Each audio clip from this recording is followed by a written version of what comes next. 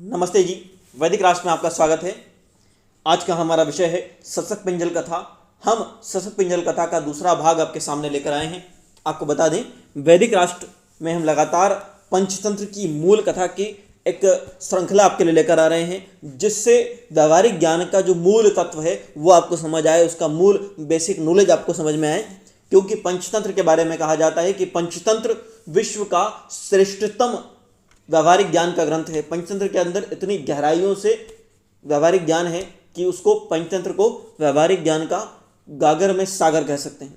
इसीलिए पंचतंत्र की श्रृंखला में हम आज की कथा सशक पिंजल कथा का दूसरा भाग आरंभ करते हैं। आपको बता दें, वैदिक राष्ट्र पर हम लगातार वेद के सिद्धांत, प्रेरणादायक कहानियाँ, महापुरुषों वीरांगनाओं के जीवन परिचय, वैदिक लेख, वैदिक भजन और अनेक प्रेरणादायक कहानियाँ आपके लिए लेकर आते हैं।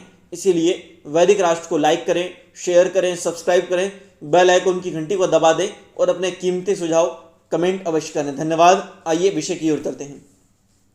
हमने जाना पिछली कथा में कि किस प्रकार एक जो वायस है अपने मित्रों को जानकारी दे रहा है, कथा सुना रहा है कि जो क्षुद्र लोग होते हैं, जो नीची बुद्धि के लोग होते हैं, जिनकी कर्म अच्छे नहीं होते, जो धूर्त प्रवृत्ति के लोग होते हैं, ऐसे लोगों से, धूर्त प्रवृत्ति के लोगों से दूर रहना चाहिए। इनको किसी भी मध्यस्थता में या न्याय के लिए इनके पास नहीं जाना चाहिए। ऐसे लोगों को मध्यस्थता में नहीं लेना चाहिए किसी विवाद की, वरना वो दोनों व्यक्तियों को हानि पहुंचा देते हैं जो मध्यस्थता के लिए जाते हैं। और इसका दूसरा तात्पर्य यह भी है कि कभी भी, हम आगे चर्चा करेंगे, इसका दूसरा तात्पर्य जो है कि कभी भी किसी भी प्रकार से कि छोटे मोटे कार्य के लिए विवाद खड़ा नहीं करना चाहिए। तो आगे बढ़ते हैं, विषय की ओर चलते हैं। वृक्ष पर एक चटक रहा करता था, उसने नीचे जो है अपने यहाँ एक शशक और कपिंजल, उसके यहाँ कपिंजल रहता था और वहाँ शशक रहने आ गया। कपिंजल कहीं बाहर खेत में भोजन के लिए जाता है अपने मित्रों के साथ और वो 2-3 दिन नहीं लौटता। उनकी आपस में अच्छी बातें चलती रहती है, तो उसको बड़ा दर्द होता है, दुख होता है, अफसोस होता है कि मेरा मित्र कहीं शायद किसी बहेलिए के उसमें जाल में फंस गया हो, किसी ने उसको बंदी बना लिया। और उसके कुछ दिनों के बाद वहाँ एक शशक रहने आ जाता है उस बिल में, तो उसको अफसोस भी नहीं होता कि चलो ठीक है, वो तो कोई आने वाला है नहीं। बस इसी बीच में, इसी बात के बीच में वो वापस आ जाता है दूसरे तीसरे दिन, और फिर इन दोनों के बीच में लड़ाई आरंभ होती है कि तुम मेरे बिल को छोड़ो। और इसीलिए वो कहते हैं कि एक काम करते हैं, हम किसी बुद्धिमान व्यक्ति से इसका निर्णय कर लेते हैं, क्योंकि जो व्यक्ति वृक्षों पर रहता है या जंगलों में रहता है, उस व्यक्ति का जब तक कब्जा रहता है उस जगह पे, तब तक ही वो व्यक्ति वहाँ रह सकता है। उसके बाद जो है वो व्यक्ति वहाँ नहीं रह सकता। इसीलिए हम किसी बुद्धिमान व्यक्ति के पास चलते हैं और उससे निर्णय करवा लेते हैं इस बात का। वो दोनों एक, उनको देखकर आपसे विवाद करते हुए, एक विडाल को अच्छा मौका लगता है ये, और इसीलिए वो साधु सन्यासी का वेश रखकर बैठ जाती है। और वहाँ वो विडाल बैठ जाते हैं के बाद उसके ये दोनों जाते हैं, वो अच्छी अच्छी बातें करता है और ये दोनों उसके जाल में फंसते हुए नजर आते हैं। ये दोनों उससे सलाह लेते हैं, आगे क्या होता है जानते हैं। अब विडाल जो है ज्ञान दे रहा है, जो वैदिक यज्ञ कर्मों को, पशुओं को जो मारते हैं मतलब, और जो पशुओं को काटकर, हत्याएं कर, वृक्षों को काटकर, खून नदी में बहाकर कहते हैं कि हम स्वर्ग मिलेगा, तो फिर नरक किस कार्य को करने वालों को मिलेगा? अगर वृक्षों को काटकर, पशुओं को काटकर, हत्याएं कर कर कोई कहता है कि उन्हें स्वर्ग मिलेगा, तो फिर नरक का भागी कौन होगा? नरक में कौन जाएगा? नरक में ऐसे ही लोग जाएंगे जो वृक्ष काटते हैं, जो अनावश्यक रूप से लोगों की हत्याएं करते हैं, जो पशुओं को काटते हैं। मैं तुम लोगों को खाऊंगा नहीं, बिल्कुल भी, मैं अहिंसक हो गया हूँ, बल्कि तुम लोगों को जय और पराजय का निर्णय करूँगा कि तुम में कौन जीता। मैं वृद्ध हो चुका हूँ, दूर रहने पर तुम लोगों के उत्तर प्रत्युत्तर को ठीक से नहीं सुन सकूँगा। मेरे सन्निकट आ जाओ, मेरे पास आ जाओ और आमने सामने बैठकर अभियोग कहो अपने अपने। तुम लोगों के कथन को समझकर अपना धर्मसंगत निर्णय जो मैं दूंगा, उचित निर्णय देने से, जिससे मेरा परलोक भी ना बिगड़ने पाए। कहा भी गया है कि अभिमान, लोभ, क्रोध या भय के कारण जो व्यक्ति अनुचित न्याय करता है वह नरक का भागी होता है। अर्थात कभी भी अनुचित न्याय नहीं करना चाहिए। पशुओं के विवाद में अनुचित निर्णय देने पर 5 पशुओं के वध का पाप होता है, और गौओं के विवाद में अनुचित निर्णय देने पर 10 गौओं के पाप का वध होता है। कन्याओं के विवाद में अनुचित निर्णय देने पर 100 कन्याओं के वध का पाप होता है, और मनुष्यों के विवाद में अनुचित निर्णय करने पर मनुष्यों के वध का पाप लगता है। अर्थात कभी भी अनुचित निर्णय जो व्यक्ति देता है उसको मनुष्य की हत्या के बराबर ही पाप लगता है। मूल बात यह है कि कभी भी गलत निर्णय नहीं देना चाहिए। सभा के बीच में बैठकर यदि वादी और प्रतिवादी कुछ अस्पष्ट या असत्य बात कहता हो तो न्यायवादी व्यक्ति को उस सभा का परित्याग कर देना चाहिए। यदि सभा का परित्याग करना संभव ना हो तो उचित यथार्थ निर्णय ही करना चाहिए। अतः मेरे समीप आकर विश्वास के साथ मेरे कान में स्पष्ट रूप से सच्ची बात बता दो, मेरे पास आ जाओ, मेरे कान में सच्ची बात बता दो। और यहाँ हमें पंचतंत्र का पिछला सिद्धांत जरूर याद रखना चाहिए कि कभी भी स्वाभाविक रूप से जो व्यक्ति होता है वो नहीं बदलता, उसकी प्रवृत्तियां नहीं बदलती। इसीलिए स्वाभाविक शत्रु पर कभी भरोसा नहीं करना चाहिए, स्वाभाविक रूप से धूर्त व्यक्ति पर कभी भरोसा नहीं करना चाहिए। व्यक्ति का है कितना ही मीठा बोले लेकिन उसके स्वभाव को जरूर ध्यान में रखना चाहिए एक बार, और सतर्क रहना चाहिए। और ये दोनों यही गलती करने जा रहे हैं। मेरे समीप आ जाओ और विश्वास से मेरे कान में सारी बात बता दो। अधिक क्या कहा जाए। उन दोनों को शीघ्र ही विश्वस्त कर लिया कि वे उसके गोद में जाकर बैठ गए।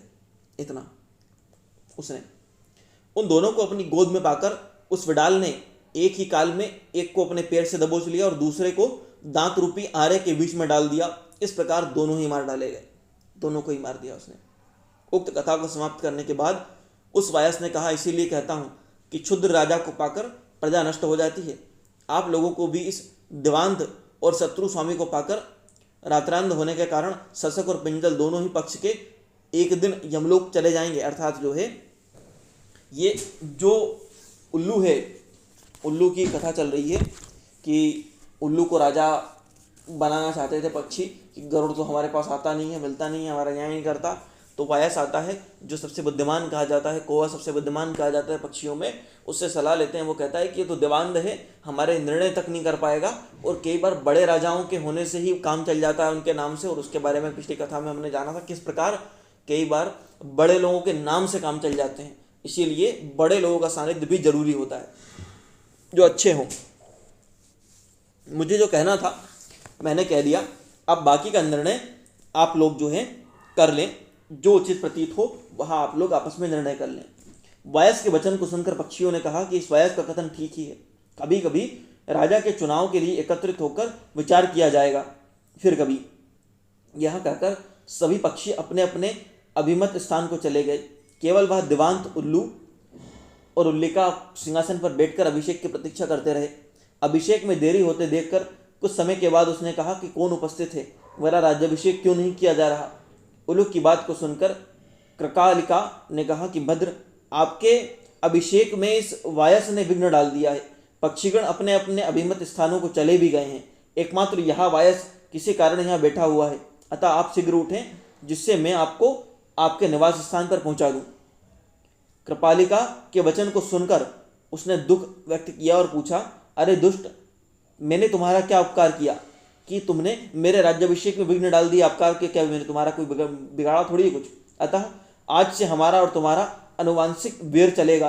कहा भी गया है कि बाणों द्वारा उत्पन्न घाव कम हो सकता है, तलवार के काटने से हुआ घाव भी ठीक हो सकता है, किंतु कटु और विभत्स वचनों का बना हुआ घाव कभी नहीं भरता। इसीलिए वचन कभी भी कटु और विभत्स नहीं बोलने चाहिए, चाहे कितना ही युद्ध की परिस्थितियां आ जाए। हो सकता है कि आपको सामने वाले को एक वक्त पर मित्र बनाना पड़ जाए, एक वक्त पर फिर से साथ बैठना पड़ जाए। इसीलिए हमेशा प्रयास कीजिए कि जब भी कभी विवाद हो अनावश्यक रूप से कटु बात ना बोलें कि अगली बार जब आप मित्र हैं तो वो बात पर आपको अफसोस हो।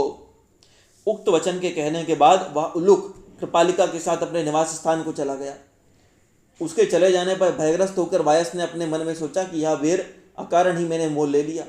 मैंने यहाँ क्या कह दिया कि जिससे उल्लूक का राज्याभिषेक ही रुक गया। कहा भी गया है कि देश और काल को बिना जाने हुए देश विरुद्ध, काल विरुद्ध और परिणाम से अशुभदायक अप्रिय अपनी लघुता को प्रकट करने के योग्य बिना किसी कारण के किसी वचन को कोई बोलता है तो उसे वचन का विष समझना चाहिए, अपने वचन का नहीं समझना चाहिए, उसके वचन को ही विष समझना चाहिए। अर्थात कोई व्यक्ति अगर अकारण देश काल और परिस्थितियों को जाने बिना अशुभदायक परिणाम वाला कोई बात कह देता है जिससे किसी को हानि हो जाए, मान लो कहीं परिस्थितियां विपरीत है, देश काल अलग चल रहा है, किसी व्यक्ति की अलग तरह की परिस्थितियां हैं, तो वहाँ से आपका जाना उचित है। लेकिन अगर आप कोई विवाद खड़ा कर देते हैं जिससे कि किसी व्यक्ति का कोई नुकसान हो जाता है या लोगों में, चाहे वो जागृति के लिए ही हो, लेकिन ऐसी परिस्थितियों में अनावश्यक रूप से शत्रुता मोल हो जाती है। और बलवान होने पर भी बुद्धिमान व्यक्ति को अनावश्यक किसी दूसरे को शत्रु नहीं बनाना चाहिए, चाहे वो बलवान हो। वेद मेरे घर का ही यह सोचकर कौन बुद्धिमान व्यक्ति है जो अकारण ही विष खा लेगा। अर्थात घर में वैद्य है, इसको सोच के कोई विष थोड़ी खा लेता है। चाहे बलवान हो, लेकिन अनावश्यक रूप से शत्रुता मोल नहीं लेनी चाहिए। वह स्वस्थ मित्रों के साथ बार बार परामर्श करके स्वयं भी बुद्धिपूर्वक पूर्ण रूप से विचार करके ही जो व्यक्ति किसी कार्य को आरंभ करता है वही बुद्धिमान समझा जाता है। वहीं पर लक्ष्मी और यश होता है उसके पास। अर्थात पहले अपने बुद्धिमान मित्र, जो विश्वस्त मित्र हों, बहुत करीबी हों, उनसे सलाह ले ली जाए। और मित्र कैसे होने चाहिए और मित्रता बनाए कैसे रखी जाती है, मित्रता कैसे निभाई जाती है, और मित्रों से क्या अपेक्षाएं होनी चाहिए, क्या नहीं होनी चाहिए, ये सारी बातें पंचतंत्र के पिछले भागों में हमने जानी थी। अगर आपने वो भाग नहीं देखे हैं तो उन भागों को अवश्य देखें। इसी के साथ अब आगे, जो व्यक्ति अपने मित्रों से सलाह नहीं लेता और उसके बाद ना सिर्फ ऐसा हो जाए कि सिर्फ मित्रों की सलाह से ही कोई काम कर लिया जाए, बल्कि अपनी स्वयं की बुद्धि भी लगानी चाहिए व्यक्ति को। जो व्यक्ति ऐसा नहीं करता है वो भी अनष्ट हो जाता है। अपनी बुद्धि तो जरूर लगानी चाहिए। मित्रों की या सभी लोगों की सलाह के बाद भी अपनी बुद्धि अवश्य लगाएं। अपनी बुद्धि के बिना कोई कार्य ना करें। उपयुक्त बातों का विचार करके यह वायस भी वहां से चला गया। उसी दिन से हमारा इन उल्लुकों के साथ अन्वयागत वेर चला आ रहा है। मेघवर्ण ने पूछा कि तात, इस परिस्थिति में हमारा क्या धर्म होता है, कर्तव्य होता है। उसने कहा कि वत्स, इस स्थिति में 60 गुण संधि, विग्रह, यान, आसन, द्वेद, भाव और समाश्रय के अतिरिक्त एक उपाय छल भी होता है। अर्थात जो है, इस स्थिति में 60 गुण होते हैं जो युद्ध नीति के, व्यवहार नीति के, राजनीति के 6 तरह के गुण होते हैं मूलभूत। अर्थात आप जिनका उपयोग करके अपने कार्यों को निकाल सकते हैं। और राजनीति पूरे विश्व भर की सदियों से, हजारों सालों से और वर्तमान समय तक, चाहे वो ऑफिस पॉलिटिक्स आप कह लें, चाहे उसको किसी भी नाम से बोल लें, चाहे वो सामान्य जीवन की परिस्थिति हो या पारिवारिक राजनीति हो, आपस में एक व्यक्ति की दूसरे व्यक्ति से हो, हर राजनीति में ये 6 तत्व जरूर होते हैं, ये उपाय होते हैं। एक संधि, समझौता कर लेना, किन परिस्थितियों में करना चाहिए और किन में नहीं करना चाहिए। ये इन 6 चीज़ों का उपयोग ये पिछले कथाओं में हमने जाना था, उनको जरूर देखें। विग्रह, विग्रह अर्थात युद्ध। यान अर्थात जो है पलायन। आसन अर्थात टिक कर एक जगह सामना करने के लिए तैयार होना। द्वेद की नीति अपनाना अर्थात मन में सतर्क रहना और सामने से अच्छा भाव दर्शाना। भाव अर्थात द्वेदी भाव, ये यही परिस्थिति है कि अंदर तो अच्छा रहे व्यक्ति, लेकिन बाहर जो है अच्छा बना रहे और अंदर से सतर्क रहे, सावधान रहे। दिखाए अच्छा लेकिन सतर्कता, सावधानी नहीं छोड़े। ऐसे शत्रु के मुकाबले जो शत्रु क्रूर हो और जहां आपको खतरा हो अपने आप के खत्म हो जाने का, वहां अपने आप को सुरक्षित रखा जाता है उस वक्त तक जब तक आप सक्षम नहीं हो जाते। और जैसे ही वक्त आता है शत्रु को खत्म कर दिया जाता है। और समाश्रय, किसी समान शक्तिशाली व्यक्ति का आश्रय ले लिया जाता है जिससे कि उसके सानिध्य में रहकर आप बलवान हो जाएं। छल द्वारा शत्रुओं को वंचित करके मैं उनका विनाश करूंगा। कहा भी गया है कि अनेक प्रकार की चातुर्य से युक्त विभिन्न उपायों को जानने वाले, छल करने में निपुण धूर्त जन किसी को भी ठग सकते हैं। अजा को ले जाने वाले ब्राह्मण को धूर्तों ने ठग लिया था। वह कैसे एक अजा को ले जाने वाले, बकरी को ले जाने वाले ब्राह्मण को ठगों ने ठग लिया था। अर्थात जो उपायों से युक्त हो, चतुराई से युक्त हो, छल करने में निपुण हो, ऐसे धूर्त व्यक्ति किसी भी व्यक्ति को ठग सकते हैं। इसीलिए छल कैसे किया जाता है, क्योंकि ये राजनीति का शास्त्र है, ये व्यवहार नीति का शास्त्र है, इसमें हर पक्ष व्यवस्थित ढंग से दिया गया है। इसीलिए छल कैसे किया जाता है इस बारे में अब हम कल की कथा में जानेंगे। किस प्रकार छल किया जाता है, छल के जो नियम होते हैं वो क्या होते हैं, उस बारे में कुछ विस्तार से कल की कथा में जानेंगे। किस प्रकार एक ब्राह्मण जो बकरी लेकर जा रहा था उसको ठगों ने ठग लिया। और युद्ध नीति के पिछले 6 भाग हमने जाने। इस कथा में हमने जो मूल तत्व जाना वो ये कि किसी भी व्यक्ति को ऐसे व्यक्तियों से भरोसा नहीं करना चाहिए, ऐसे लोगों पे जो स्वभाव से विपरीत स्वभाव वाले हों या धूर्तता वाले हों, क्योंकि इन पर जो भरोसा कर लेता है वो मारा जाता है।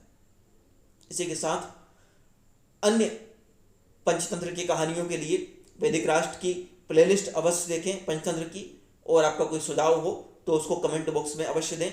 साथ ही साथ अन्य वैदिक भजन, वैदिक लेख, प्रेरणादायक कहानी, महापुरुषों वीरांगनाओं के जीवन परिचय के लिए वैदिक राष्ट्र को लाइक, शेयर, सब्सक्राइब जरूर कर दें।